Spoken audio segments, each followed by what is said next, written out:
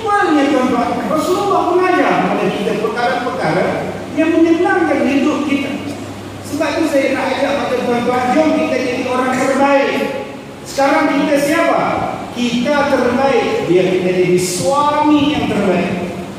Cukup dah bersaing ke alam. Sebab aku nak jadi yang terbaik, suami yang terbaik, bapa yang terbaik kepada anak-anak aku. Jadi contoh, Ustaz, macam makcik Nabi tak sebut pun suami yang terbaik. Makcik jangan lupa makcik. Bukankah Rasulullah kata orang perempuan yang paling senang masuk syurga makcik? Paling senang masuk syurga, boleh pilih pintu mana nak masuk. Makcik boleh pilih pintu mana yang makcik nak masuk dalam syurga. Pilihlah. Kau nak masuk pintu paling bawah ke, pintu sedang ke, pintu tengah ke, pintu paling tinggi ke, kau pilih. Takkan nak pilih pintu paling rendah. Kau kan diberi pilihan. Nak ambil kereta tu Jaguar, BMW, Toyota, Honda, Morris Minor, Range Rover, Proton Saga. Pilihlah. Kau kan nak yang mana? Bagaimana? 4 orang perempuan 4 cukup. 4 apa dia? Solat. Jaga saya. Orang perempuan yang jaga solat. Yang ini nombor 1 untuk orang perempuan. Dan memang orang perempuan boleh jaga solat. Tak boleh lawan kita orang lelaki-lelaki. Tak terlawan. Warga duduk dalam masjid ni, walaupun ada kipas, masih lagi terasa hangat. Hangat lagi tuan-tuan. Tapi tak apa, sebab pakaian kita simple. 2 lapis saja. Extra 1. Baju Melayu, kain pelekat. 2 je. Seluar dalam tak ada. Bila kita ke masjid, jalan yang paling-paling nak ke masjid. Yang belakang dia kereta, lampu dulu transparent dari sini. Simple jadi orang lelaki. Jadi kita dah tua-tua pun nak pakai seluar dalam. Itu yang bila rukuk termasuk dan dekat tengah-tengah. Kesulit di situ pula. Aduh, seksi betul. Orang perempuan walaupun mereka panas, mereka bertahan. Tudung anak, tudung, telekung, kain telekung, semuanya pakai. Stocking. Sebab itu Allah bagi pada mereka. Mereka jaga salat. 1/4. Subhanallah, tuan-tuan. Panah orang perempuan tu belum masuk yang mengandung. Belum masuk lagi bawa anak. Belum masuk lagi sakit gaut. Susahnya jadi orang perempuan mengandung 8 bulan. Rukuk ikutkan perut juga. Begini rukuknya. Tak boleh apa. Tapi tetap solat. Subhanallah.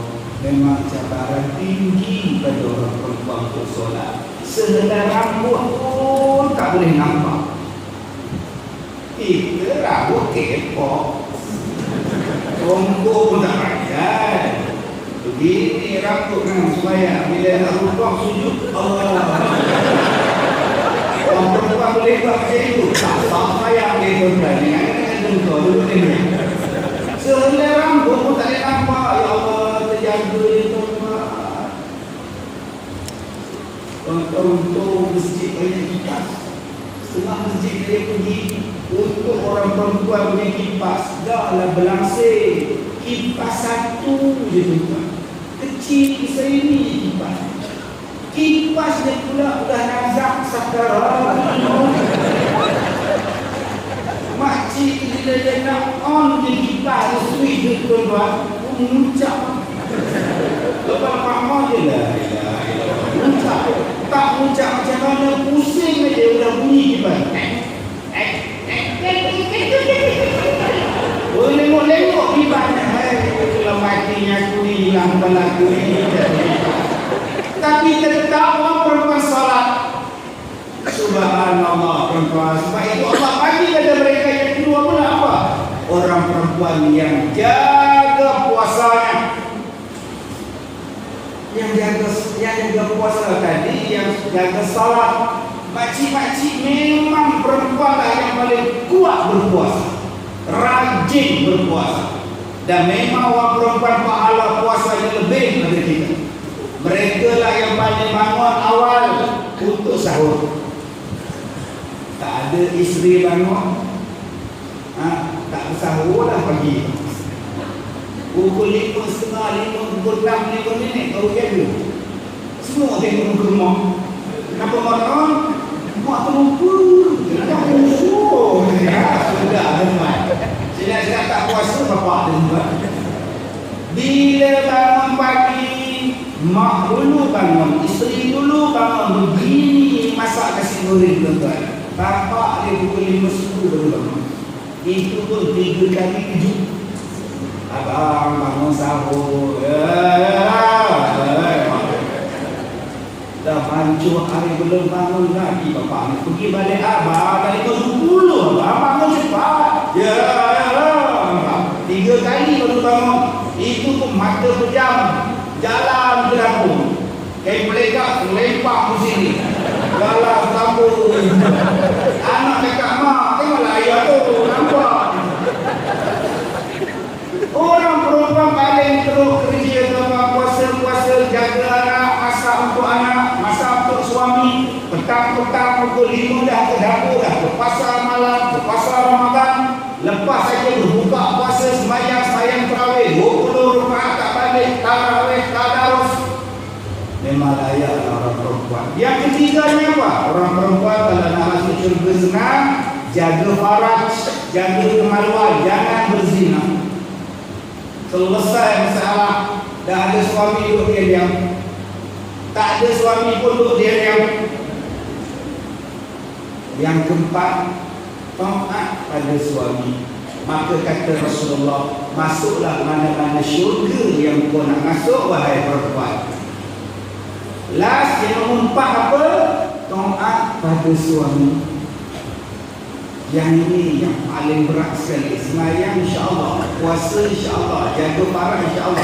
Ini yang mengumpat. Yang mengumpat itulah cabaran pada orang perempuan.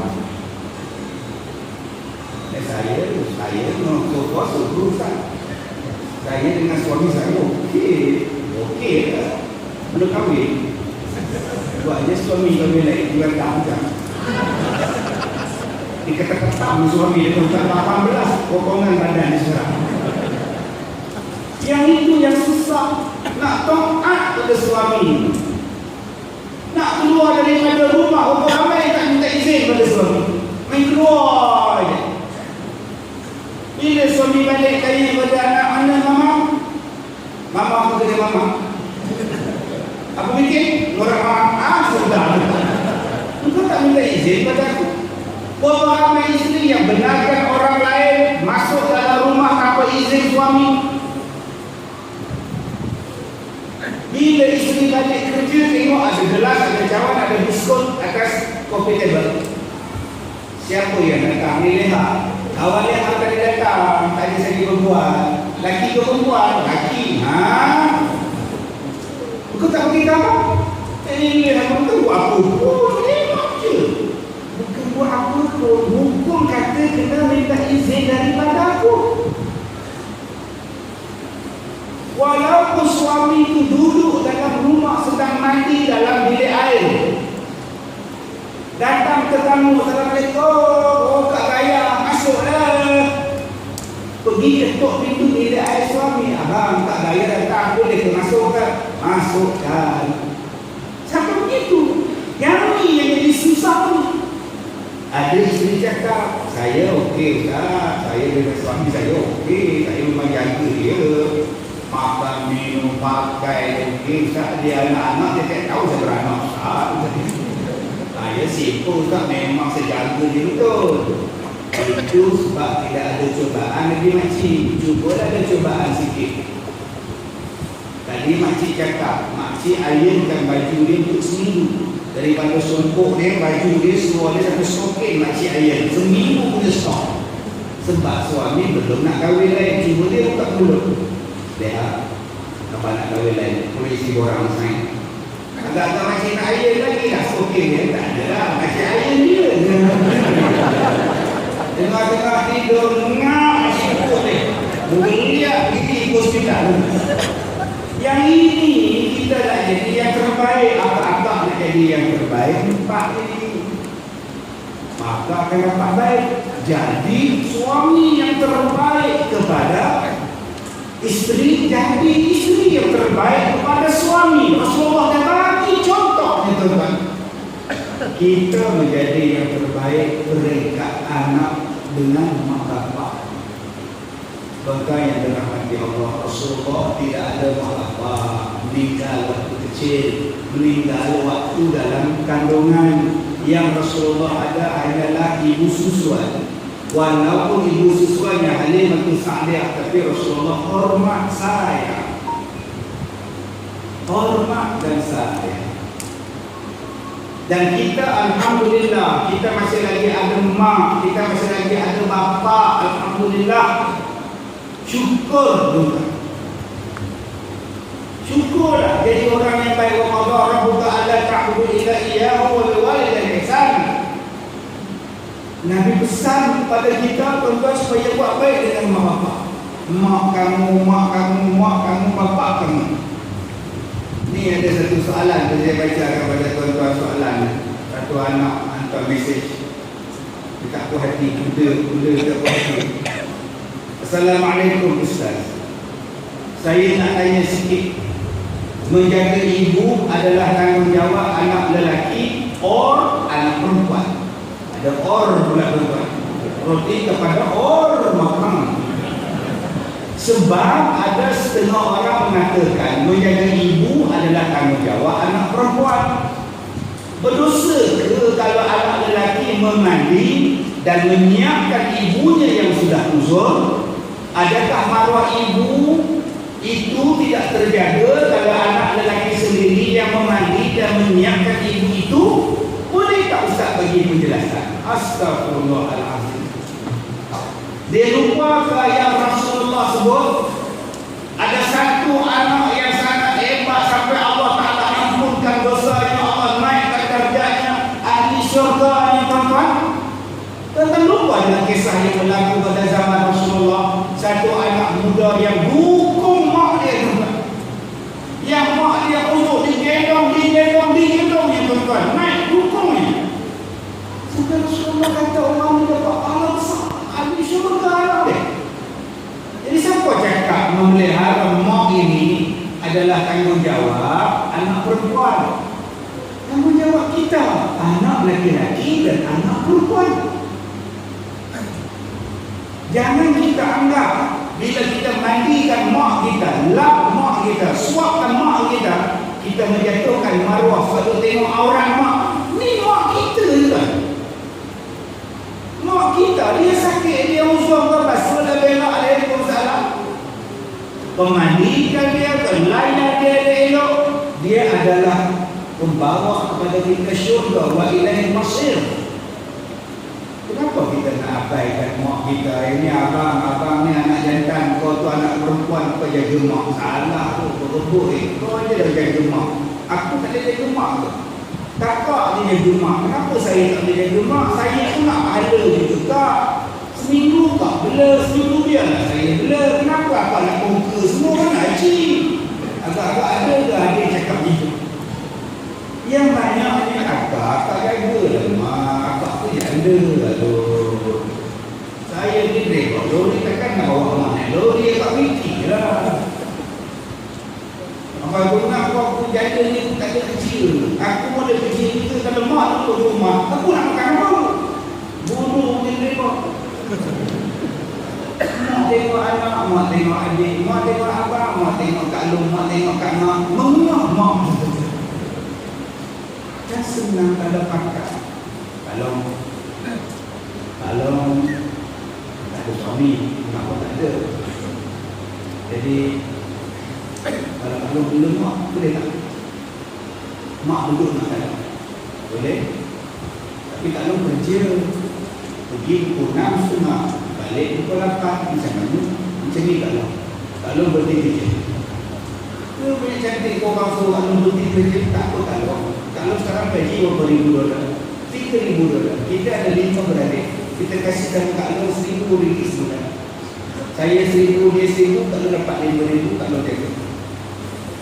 Pakat $500 seorang bagi kepada Kak Long. Ini belanja Kak Long untuk makan minum mak lain tak. Kan semua tuan-tuan kalau adik-beradik boleh pakat macam itu. Ini ditolak di sana, ditolak di sini tuan-tuan. Ada anak-anak yang mak dah tua pun masih lagi anak minta duit dengan mak. Saya bela satu orang tua di sekolah saya tu tuan-tuan. Nangis-nangis dia kata, "Ustaz, tolonglah pindahkan makcik duduk di pondok lain. Makcik tak boleh duduk pondok sini sebab anak makcik tiap-tiap malam datang minta duit. Makcik nak pindah tempat lain, Ustaz sorokkan makcik jangan bagi tahu siapa, pondok tersembunyi sikit. Makcik dah tak ada duit. Kalau makcik tak kasih wang sama dia, dia tampar makcik. Dia jentik telinga makcik, dia buka beg tangan makcik, makcik takut. Kalau gitu kita report polis dah makcik. Dia polis cakap dia. Tak tahu dia pula Ustaz, susah hati dah pula makcik. Iyalah sampai-sampai dah pandai tampar makcik ini kes jenayah makcik. Bayangkan tuan-tuan, anak nak duit daripada mak sampai cekik mak ni. Kamu nak jadi apa ni? Kamu kata kamu merasulkan Nabi Muhammad, kamu cinta pada Rasulullah. Bila datang selawat kamu berdiri, bila sebut Nabi Muhammad sallallahu alaihi wasallam tersebut. Tapi Nabi Musa jaga mak bukan tak jaga. Di mana Rasulullah dalam diri kita? Jauh kita daripada itu. Tapi kalau kita nak jadi anak yang terbaik, jadilah anak yang terbaik. Soalan Ustaz, mak saya dah meninggal, bapa saya dah tak ada. Macam mana Ustaz? Ada tak mak saudara? Ada. Berbuat baik pada mak saudara. Ada bapa saudara masih hidup Ustaz? Berbaik dengan bapa saudara. Bapa saudara dah meninggal Ustaz, tak habis dah pun. Ada tak kawan mak yang masih hidup? Ada Ustaz, umur dah 80 Ustaz. Berbuat baik dengan kawan mak, dapat pahala. Kawan mak tak ada Ustaz, mak saya belum Ustaz, dia tak rasa dulu Ustaz. Nampak benar kau ni. Kalau kawan mak pun dah meninggal semua, dah tak ada dah kawan mak, engkau jadi sukarelawan. Berapa banyak rumah orang tua-tua, berapa banyak orang tua-tua, engkau jadi sukarelawan. Ganti balik khidmat bakti yang kau tak sempat buat pada mak bapak engkau. Kita berbuat kepada orang tua yang walaupun bukan mak bapak kita, walaupun dia bukan mak bapak kita. Kita tengok satu orang tua datang ke masjid ke tongkat, berhenti kereta, Tuan Haji, naiklah kereta saya pun nak ke masjid juga. Orang tu dia cakap, pakcik nak pergi karaoke. Terbalik pula yang muda masjid yang tua ke karaoke, bawakan dia, opa naiklah kereta saya, opa nak ke masjid ke dia. Malam ni Ustaz Kazim datang, Ustaz opa minat benar dengan Ustaz Kazim tu. Nama rakat. Aduh, isteri saya bukan saya pun saya tu Ustaz. Dia kata kalau lah saya boleh ikut abang ke Singapura kan tak. Dia tahu pun nak percaya bukan sekarang. Cadang nak pergi kerja dan ikut abang ke mana-mana. Macam mana tak percaya tuan-tuan, surat cinta tiap-tiap hari dapat. Dia terbaca dalam Facebook tu, Ustaz Kazim, I love you, astagfirullahaladzim. Tuan-tuan tak percaya juga tuan-tuan tengok dalam Facebook saya, ya Allah Ustaz, saya ada masalah sekarang, macam mana nak selesaikan? Saya tak boleh tidur, asyikkan Ustaz saja. Ini kenapa tak di-posting ni, mampus pula. Bukan kau tak boleh tidur dengan aku, dia tidur dia. Banyak betul salah dia. Subhanallah, kita jadi orang yang berkhidmat. Ustaz, mana mampu tu saya nak bawa orang tiap-tiap waktu Ustaz. Orang tua tu kalau begitu, kalau kau tak mampu tiap-tiap waktu kau bawa, kau berikan keselesaan pada orang tua. Ada laluan masuk untuk orang tua dengan wheelchairnya, kita yang wakaf. Tiap-tiap kali orang tua dengan wheelchairnya dia tusuk, ditolak, kita dapat pahala. Ada tandas untuk wheelchair, kita masuk tandas semua besi, tidak ada. Macam mana kalau orang tua dia nak bangun, dia tak ada besi, bukanlah dinding, bukan payah. Kita jumpa je kawasan masjid, saya sponsor untuk besi, handrail apa semua, saya bagi, saya wakaf. Kan bagus sebab keselesaan untuk mereka, kan bagus. Yang ini kita fikirkan untuk orang tua, untuk orang tua, untuk orang tua. Kita niat kebaikan yang aku buat ni, ya Allah, untuk mak bapak aku, ya Allah, untuk orang tua aku, ya Allah. Alangkah mulianya tuan-tuan kita dapat anak-anak yang berfikiran macam ini. Subhanallah. Yang keempat, apa yang kita nak ambil daripada Rasulullah SAW?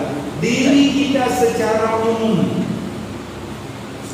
Diri kita secara umum. Sudah pasti kita ingin jadi umat yang terbaik, orang yang terbaik. Tapi bagaimana nak jadi orang terbaik? Allah Ta'ala jawab, kuntum khairu ummah ukhrijat lin-nas. Kamu semua adalah umat yang terbaik yang keluar di tengah-tengah masyarakat. Sekarang kita nak ambil cara Rasulullah menjadi umat yang terbaik. Ada 3 cara supaya kita ini tuan-tuan duduk tinggal di Singapura, kita jadi umat yang terbaik, warga Singapura yang terbaik. Saya ni orang kampung sebut duduk. Kita duduk di Singapura, duduk. Kau duduk di mana? Saya duduk dekat Choa Chu Kang. Duduk tu orang kampung saya sebut tinggal. Tapi ialah saya ni penceramah kampung. Kadang-kadang bahasa tu kadang-kadang orang tak faham. Saya tanya kepada dia, abang duduk di mana? Sini lah, tak boleh saya. Memanglah duduk situ, maksud saya kau tinggal di mana? Mula tu, dekat lah. Apa pula Ustaz tanya, awak duduk di mana? Sini lah, duduk ni Ustaz. Ini bahasa juga. Masalah bahasa kadang-kadang menjadikan kita ni tak apa nak faham. Bukan kata tuan-tuan di Singapura, saya di Malaysia pun orang tak faham untuk cakap. Jadi bahasa saya ni lain. Macam orang kampung, orang kampung macam saya ni, dia panggil gula-gula, itu ceklat. Gula-gula, ceklat. Ceklat, itu ceklat. Tapi bila saya balik kampung, orang kampung saya panggil, makan ceklat, nanti ada gigi rosakkan. Coklat itu maknanya gula-gula. Kita pula coklat. Bila saya ceramah, makan coklat. Bila masa saya makan coklat, saya makan gula-gula Ustaz. Yelah, payah pula. Nak bagi elok boleh. Baik. 3 benda. 3 perkara bagaimana kita nak jadi umat yang terbaik. Siapa-siapa pun boleh. Saya orang Malaysia, saya nak menjadi seorang Malaysia yang terbaik. Tuan-tuan orang Singapura nak menjadi Singaporean yang terbaik. Yang terbaik di sisi Allah, yang terbaik di kalangan manusia. Siapa-siapa pun boleh jadi terbaik. Dan memang Nabi Muhammad suruh kita jadi yang terbaik. Bagaimana? Mengajak orang supaya berbuat baik. Nombor 1. Kita akan menjadi orang yang terbaik bila kita mengajak orang berbuat baik. Yad'una ilal khair. Kita ajak orang berbuat baik. Mengajak. Jom. Apa nak jom Ustaz? Jom heboh lah Ustaz. Taklah. Saya bukan pendakwah Ustaz. Saya bukan penceramah. Kalau semua penceramah, siapa nak dengar ceramah? Menjadi orang yang mengajak kepada cara yang baik, terpulang kepada apa kebolehan tuan-tuan. Tuan-tuan ada Facebook? Ya, ada Facebook. Buat yang terbaik dalam Facebook sebagai pendakwah dengan bahasa yang sangat simple. Tuan-tuan, saya tulis petang tadi dalam Facebook, saya tulis apa? Ada masalah, sabar. Bukankah pelangi itu muncul selepas ribut taufan? Bukankah pelangi yang cantik akan timbul selepas ribut berlalu? Sabar. Tuan-tuan, itu dakwah. Fasbir, fasabrun jamil. Dalam Facebook, orang baca, orang share, tuan-tuan dapat pahala. Tuan-tuan jadi orang terbaik. Facebook, tuan-tuan semua cantik-cantik, dapat pahala. Ni berapa banyak yang viral benda haram, berapa banyak yang share benda berdosa. Bila nak jadi umat yang terbaik? Untung jadi umat sekarang, tuan-tuan. Apa yang dia buat benda yang baik, sekelip mata satu dunia boleh dengar, boleh baca, boleh tonton. Dulu tak dapat pahala pun susah, tuan-tuan. Sekarang tak dapat pahala pun senang. Kita buat live streaming sekarang. Satu Singapura, satu dunia boleh dengar ceramah saya sekarang. Ni TV ditekan, kamera sedang rakam ceramah saya ni. Besok dia akan masukkan dalam Facebook, besok dia akan masukkan dalam YouTube. Orang dengar, orang tengok, orang dengar, orang amal. Yang rakam dapat pahala. Yang rakam dapat pahala. Dulu tak rakam apa tuan-tuan? Tak boleh rakam. Sekarang kita boleh jadi pendakwah diri kita sendiri. Kenduri kahwin. Kenduri kahwin. Tulis dalam kad jemputan kahwin. Dia jemput kenduri kahwin. Malam saya dapat kad jemputan kahwin. Bahasa berbunga-bunga. Cinta kami seketuk Adam dan Hawa. Sesuci Yusuf dan Sulaikha. Seindah Muhammad dan Aisyah. Bahasa kad kahwin, bahasa dalam kad kahwin hebat. Alhamdulillah. Cuba tulis di dalam aku cari program 11 pagi ceramah agama disampaikan oleh Ustaz. Kan bagus. Dalam kenduri kahwin ada ceramah agama. Kan sempurna. Dakwah dalam bentuk kenduri. Ini tidak. Majlis perkahwinan akan diiringi oleh band. Band pula lah. Dia nak dapat pahala. Saya pergi kenduri kahwin tuan-tuan, macam-macam fashion. Di Malaysia, kenduri kahwin buat tepi jalan, tepi rumah, tepi tengah-tengah jalan. Di pasarnya speaker akan pokok rambutan. Ada DJ bertugas lah. Kemudian tetamu-tetamu yang baru sampai dipersilakan mengambil jamuan dan saya bagi pihak tuan rumah mengucapkan terima kasih atas kehadiran tuan-tuan. Dipersilakan menjamu saudara kita beri dulu dengan lagu End of Kino.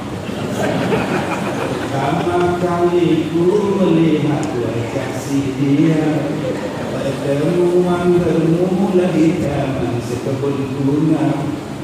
Sudah kan nyanyi. Saya sampai, saya pergi muli kau pergi batik jalan.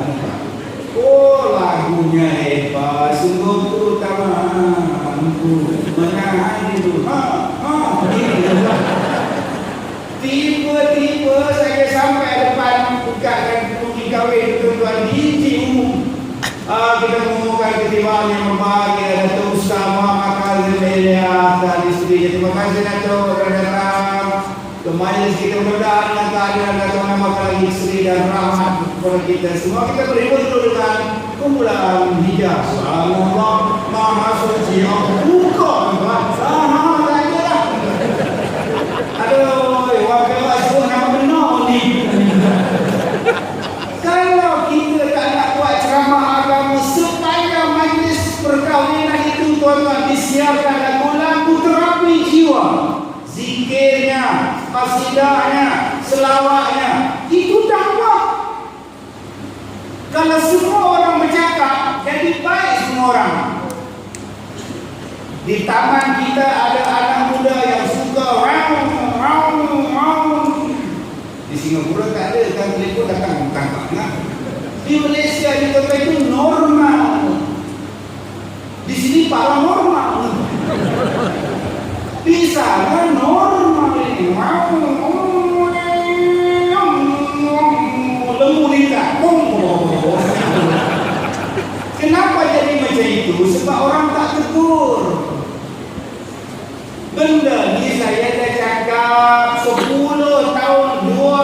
tahun dulu, tegurlah, engkau naik bus ekspres, drivernya bawa laju sampai Isaroko, belah bini pula pegang handphone, habis steeringnya kaki tu kan.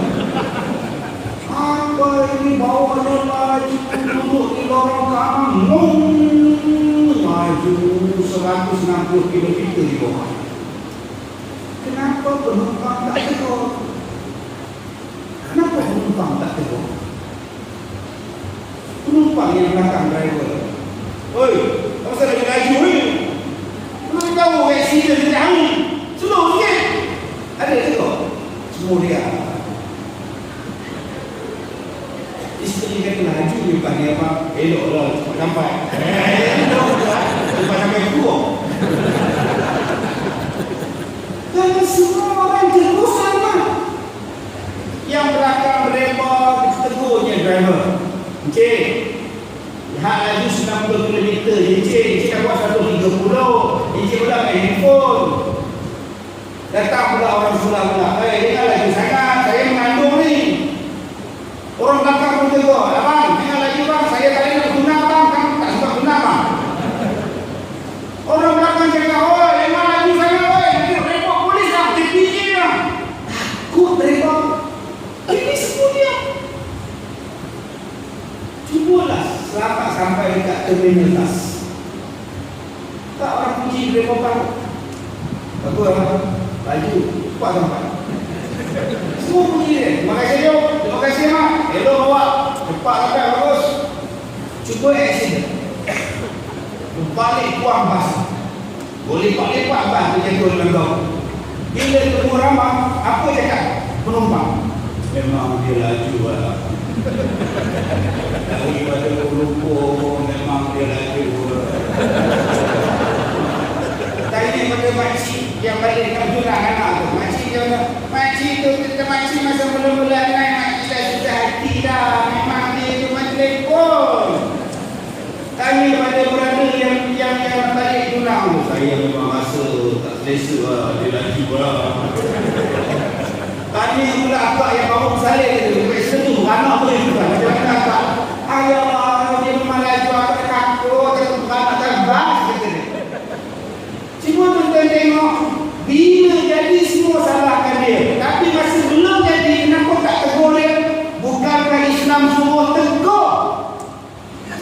Siapa-siapa pun boleh tegur dengan cara yang berhikmah. Ud'u ila sabili rabbika bil hikmah. Bila kita saling tegur menegur, nasihat-menasihati, kita akan jadi umat terbaik. Bukan tegurlah hikmah.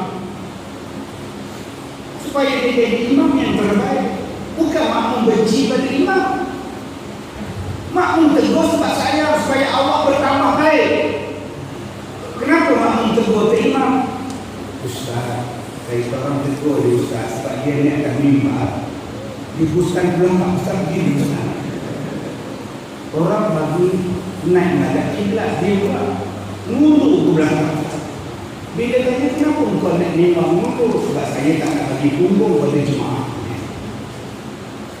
Aduh, baiklah, mulia tak saya bagi depan. Saya kata, tak, Rasulullah dia menghadap kiblat. Bila dia naik ini, dia menghadap arah kiblat. Betul. Bukan maknanya teguran itu membencikan. Bila kita mengajak orang berbuat baik, macam-macam cara kita boleh ajar. Jadi tuan-tuan, gunakan bahasa yang baik bila mengajak orang berbuat baik. Tuan-tuan cuba tengok banyak orang yang tak bertudung. Saya selalu cakap di Malaysia, artis yang tak bertudung, artis yang tidak menutup aurat. Banyak orang cakap, apalah tak tutup aurat, apalah. Kadang-kadang bibir ni panjang duit. Apa. Kita banyak mengumpat dia. Sekarang saya nak ajak pada tuan-tuan, macam mana cara nak ubah dia? Kita jawatan kuasa masjid. Saya cakap di Malaysia, kita ada Maulidur Rasul, kita ada tahun baru hijrah.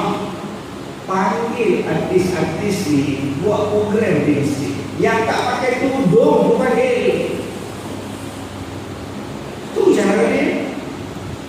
Panggil dia buat program program bersama dengan kaum ibu, buat program bersama wanita, bapak-bapak tak payah kaum ibu. Pukul 9 buat arahkan sallallahu ala Muhammad dia duduk dengan kaum ibu. Takkan dia nak buka dulu?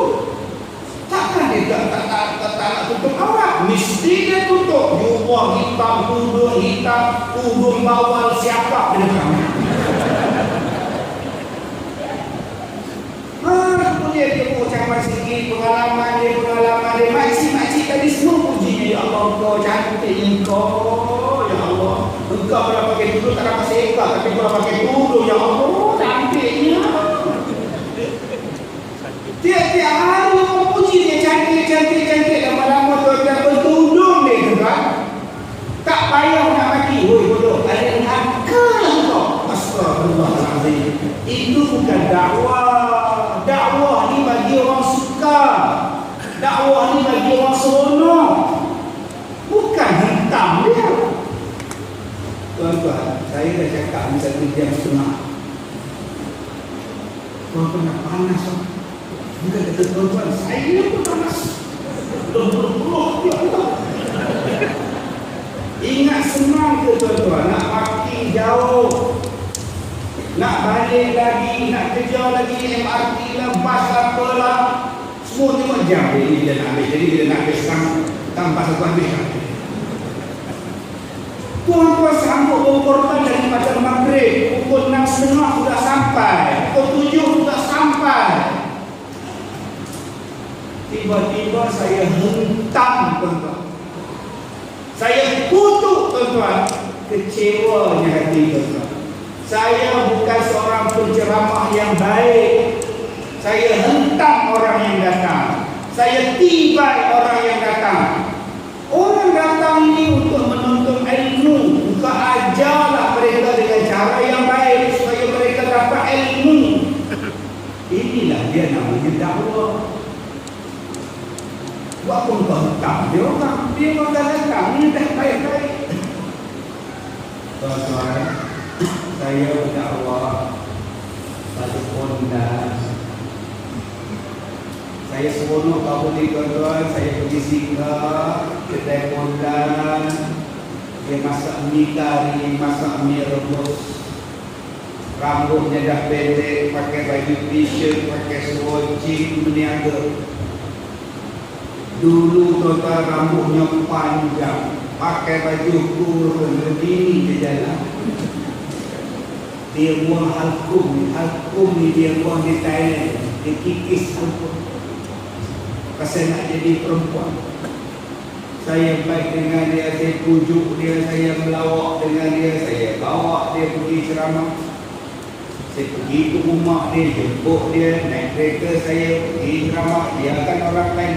Sekali orang Pondan, biarkan. Kita tahu apa yang kita buat. Saya tak sentuh dia walaupun dia lembut. Lama-lama tuan-tuan, dia buang baju kurung-kurung dia, sekarang pakai baju laki-laki. Bisnes dia apa? Bisnes dia ialah memasak. Buka kedai makan, warung tepi jalan. Dulu bisnesnya apa? Make up. Sekarang tak ada dah. Tak perlu kita dia kau ni, kita tak ada manusia yang laknat oleh apa kau kan. Kau laki-laki, kau punya kau di perempuan. Kau tak pernah tau. Kau ada gigi jadi kita tahu. Ada kau. Janganlah dakwah macam itu. Dakwah dengan kasih sayang. Ada dua lagi tuan-tuan. Macam mana nak jadi manusia terhebat? Kita sambung besok. Di mana? Masjid Al-Amin, insyaAllah. Cuma saya nak cakap kepada tuan-tuan, ada dua ni saya habis saja. Besok tajuk lain. Nah, jadi umat yang terbaik kata Rasulullah, cegah kemungkaran. Cegah kemungkaran. Baik diri kita, baik anak isteri kita, baik keluarga kita, baik masyarakat. Cegah. Dan yang ketiga kata Allah, nak jadi umat yang terbaik, yang Rasulullah nak kita jadi umat yang terbaik, kita betul-betul beriman kepada Allah. Ni jadi umat yang terbaik. Betul-betul beriman tuan-tuan. Alhamdulillah, tuan-tuan, ini ciri-ciri iman dah ada. Apa ciri-ciri orang beriman? Sabar. As-sabru minal iman. Walaupun tuan-tuan panas, berhimpit, tapi tuan-tuan sabar. Ciri iman dah ada. Tuan-tuan orang bersih. Bersih pakaian, bersih rumah, bersih negara, bersih hati. Tuan-tuan, ini adalah ciri orang beriman dah ada. Yang ketiga, apa dia ciri orang beriman? Berkasih sayang. Tak ada gaduh-gaduh. Aman tuan-tuan hidup. Ciri beriman dah ada pada tuan-tuan. Aduh, tuan-tuan, untuk tuan-tuan yang kata gaduh-gaduh.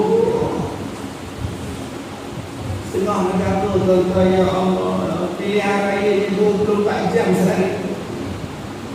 Kempen 24 jam sehari, bergaduh 24 jam sehari. Daripada budak yang baru beranak sampai yang umur 92 tahun bergaduh.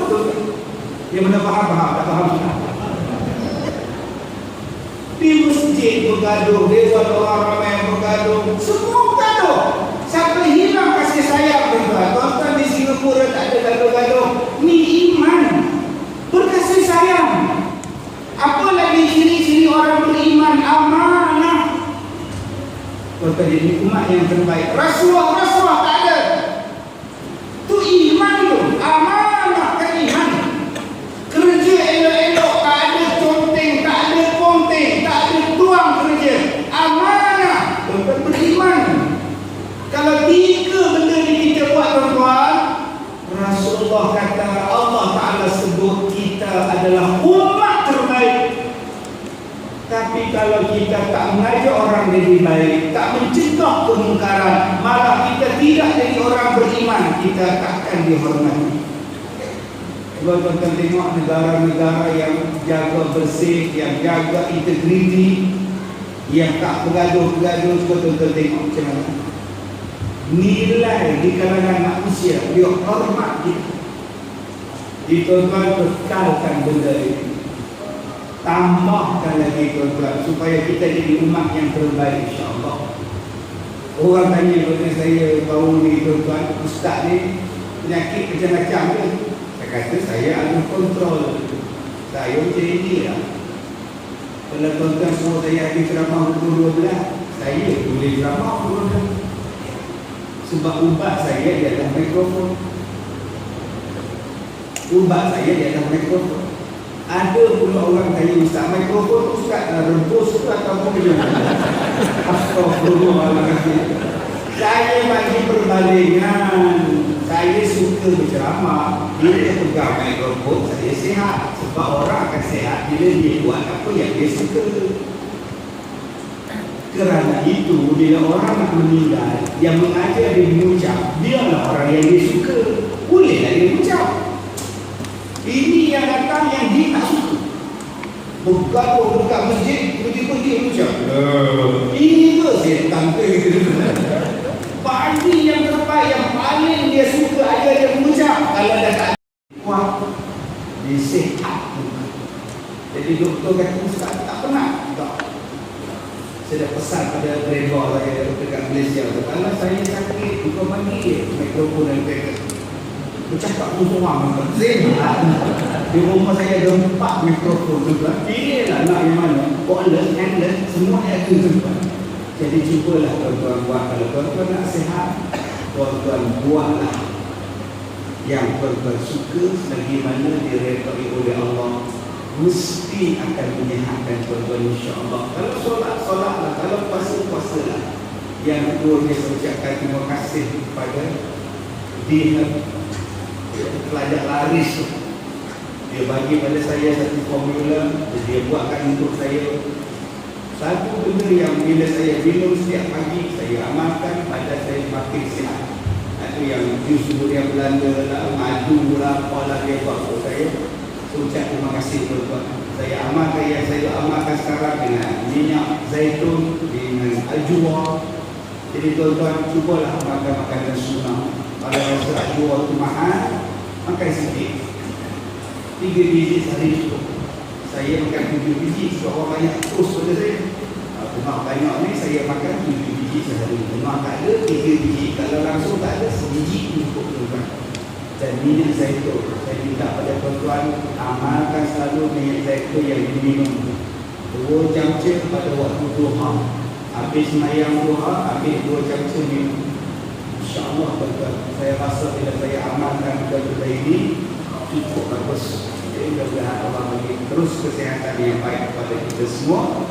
Jadi tuan-tuan boleh ambil, boleh beli jus durian Belanda dan sebagainya tadi di gerai Al-Barakah dan Irham. Tuan-tuan boleh terima. InsyaAllah wabillahi taufiq wal hidayah. Assalamualaikum warahmatullahi wabarakatuh.